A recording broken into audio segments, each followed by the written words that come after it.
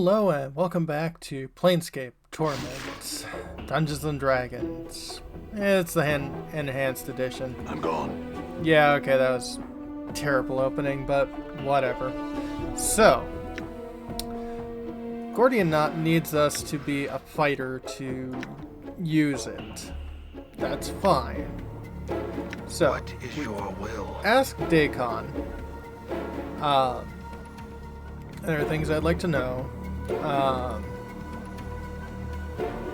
Teachings, study of weapons, very well.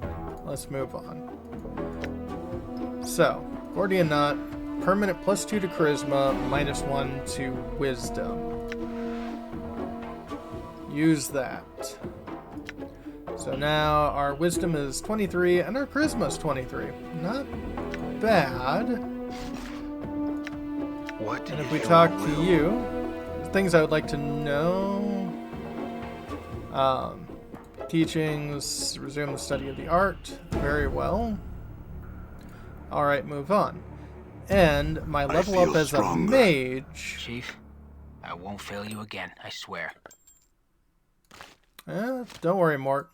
I believe you. Maybe I shouldn't, but I believe you. So, if we level up, we can recover that wisdom point. We could. But I don't think we need to. Yeah. I think what we're going to do is increase our charisma. So 23, 24, and 25. Yeah, I think I know what I'm going to be doing. If I gain another level, which isn't too far, it's 400,000, which, okay, it is quite far. I'll probably be pumping up my wisdom. But yeah, that should be fine. I've also memorized a whole bunch of spells, which is useful.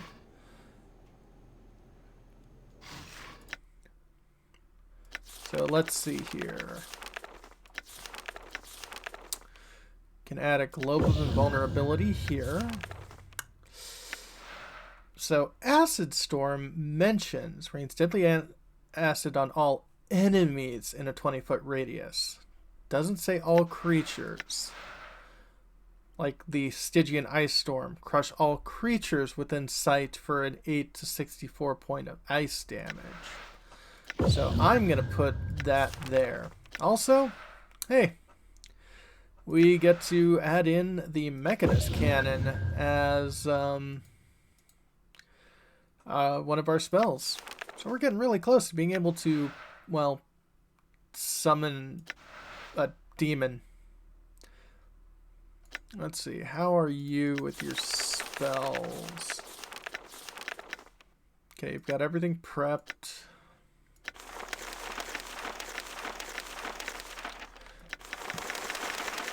You've got everything prepped. So let's rest.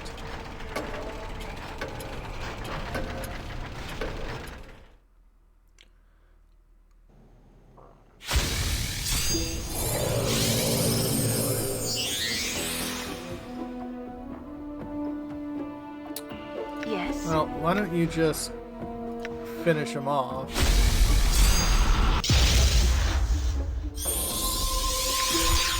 1, 2, 3.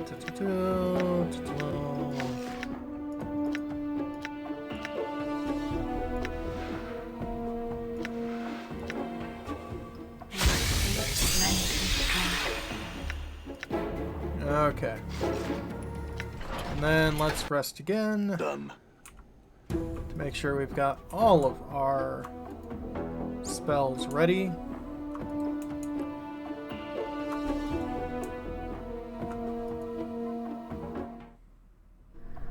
I'm gone. Here we go.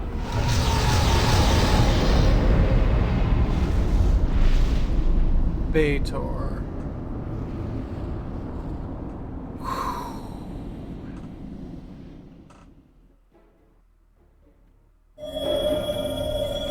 All right.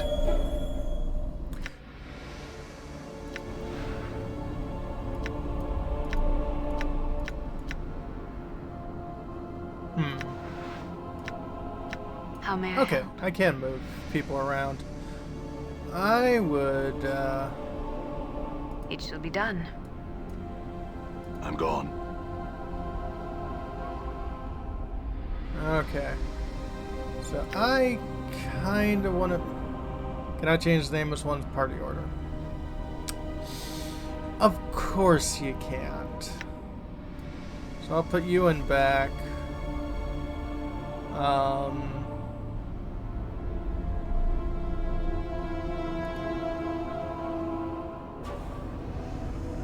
Yeah, that works.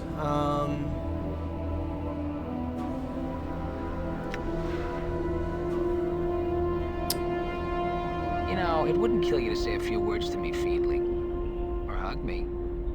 Or kiss me.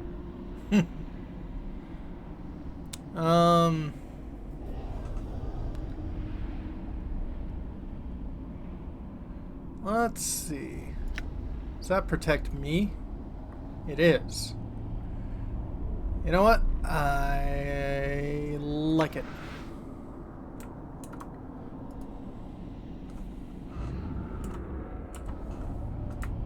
Something I should have been doing for a while now as a mage. We've got all these little Did you see that? chubby folks.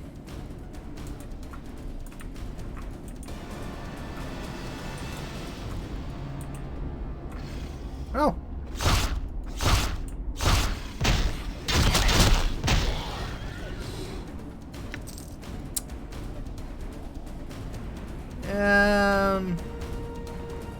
Well, we didn't get there quite fast enough.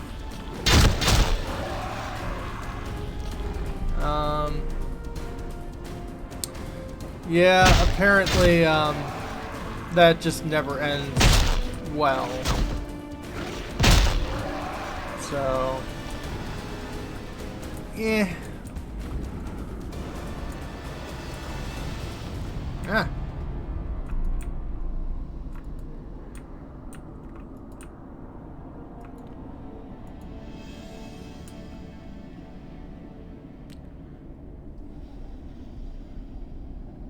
Let's see here. I don't think there's any, like, magic or the like, so I don't have to worry about, well, there's plenty of magic, but loot.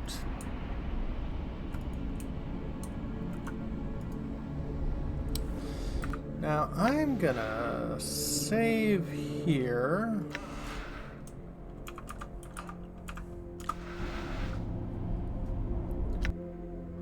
And I think what we're gonna do is leave Morte here. I will not cry. Done.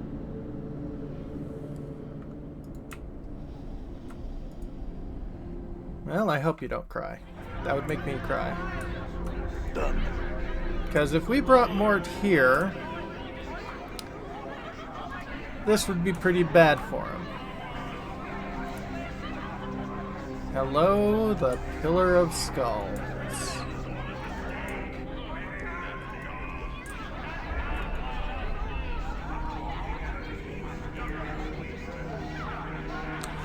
The sight of this thing, its horrible, towering, pulsating thing, fills you with nausea, unfounded loathing, and a faint sense of familiarity.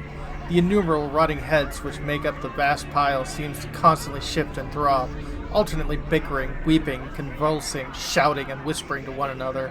Heads constantly bubble to the surface of the stack from somewhere within the foul core, while others sink back into the grisly pillar. Now, in Dungeons and Dragons, this is like hundreds of miles like wide and reaches up to near infinity. They just kind of like condensed it for this game. Let's get the pillar's attention. Take another cautious step towards the pillar, and all the conversations abruptly stops, and the dozens of heads that line the pillar's surface slowly turn to face you in unison.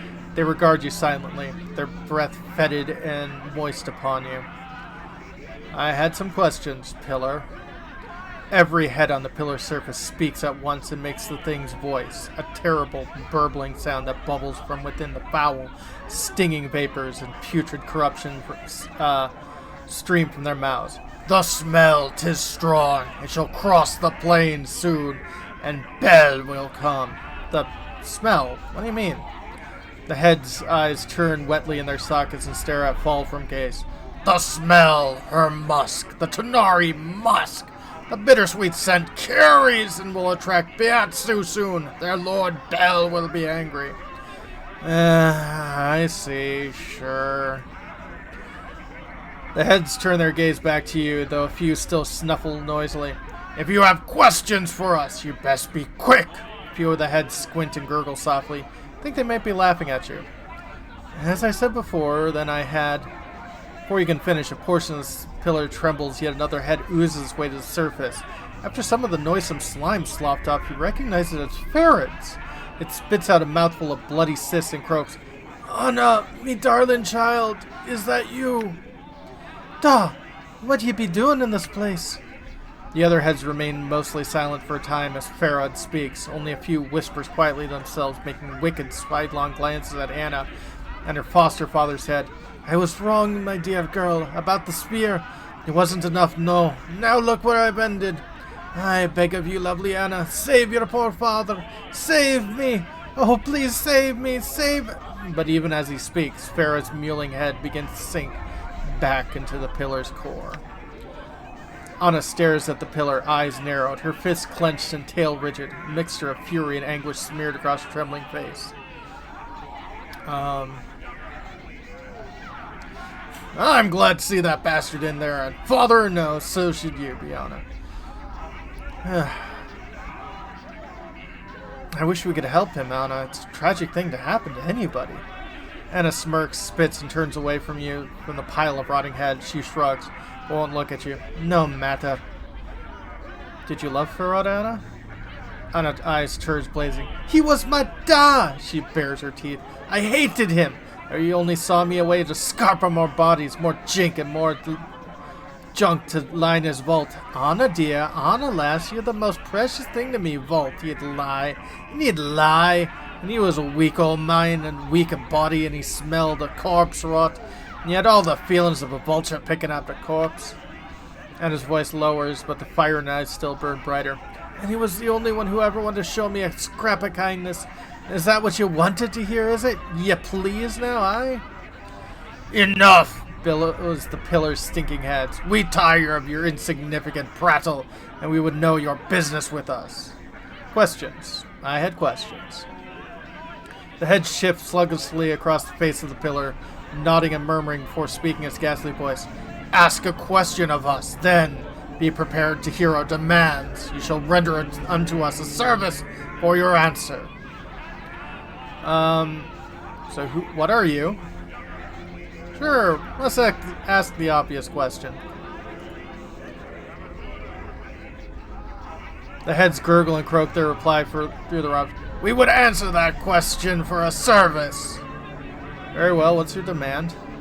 Fall from Grace says, the Pillar of Skulls is a pillar of living heads, composed of those who sent others to their deaths. It can answer a number of questions, for it knows a great deal, but expect a great deal of payment for its service. One should not ask it such questions. Heads interrupt with their eyes one. Silence! You demean our noble station with such casual talk. Particularly hideous head cries out, and call all of us liars is, before being sucked back into the pillar's sticky heart. I had another question. Ask a question then, and be prepared to hear our demands. You shall render unto us a service for your answer. Who's my killer? Pillar remains strangely silent. Some of its heads simply look away, while others shudder with pained expression.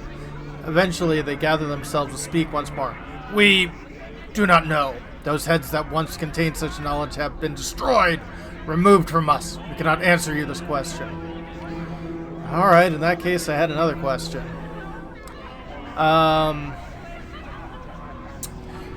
So, we know what it is. If we ask, who am I, Valor will attack us because he finds out that we're the person that he wanted to kill in life. So, how do I reach the Fortress of Regrets? The heads gurgle and croak their reply through, "We would answer that question for our service. What's your demand, Pillar?" Pillar leans towards you, the eyes of its head narrowing. "There is knowledge you possess that we would wish for ourselves. Where does the fiend Fugel Forktongue reside?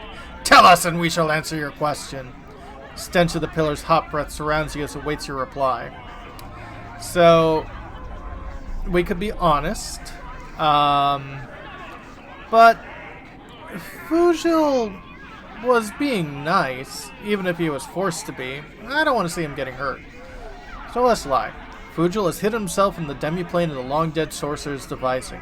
Appears only occasionally within Sigil. It's there I met him. The Pillar savors your gift for a time, its heads cooing and whispering to one another. And my answer?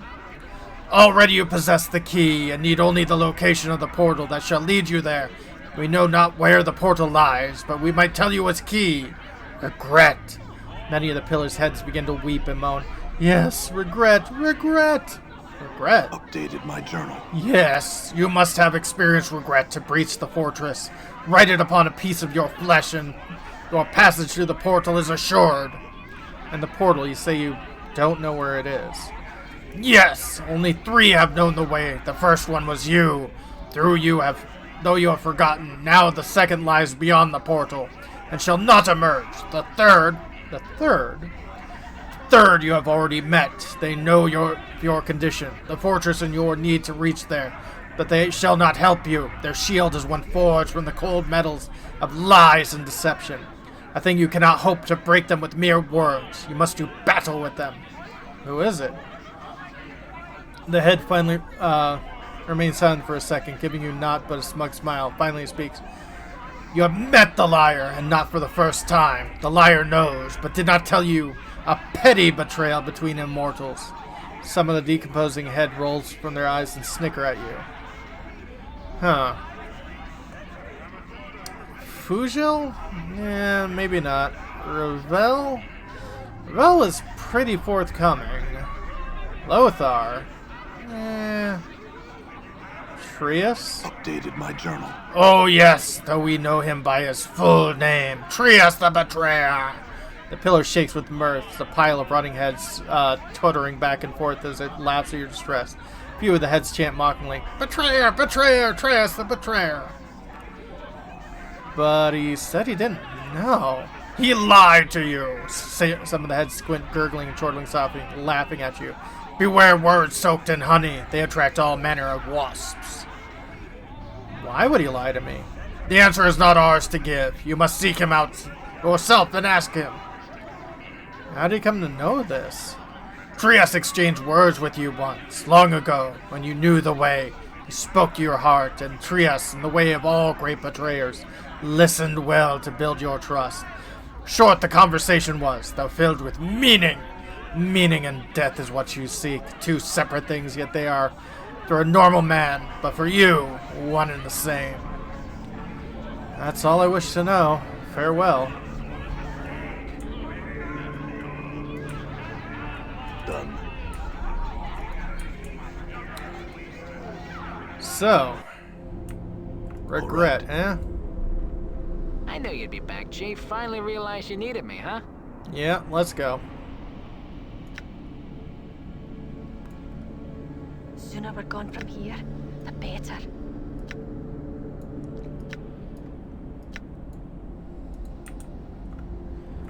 I mean, I'll agree with that. Don't want to be dawdling here very long.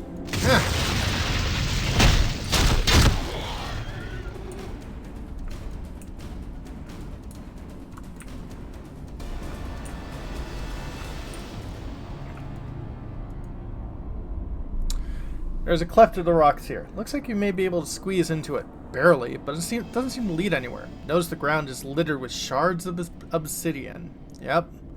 Likely caused by the occasional fireball you've seen streak through the air here, blasting in the great boulders that line the Vale. Pick up a shard of obsidian, place it in your mouth, and bite it so it cuts your tongue. Eesh. As a jagged bit of volcanic glass bites into your tongue, there's a strange tingling in your mouth. Yeah, ow. The area around the cleft of the rock shimmers, and suddenly a portal is there. Let's leave. But that'll be for next time. When we come back, well, we got some answers. Have a good one, folks.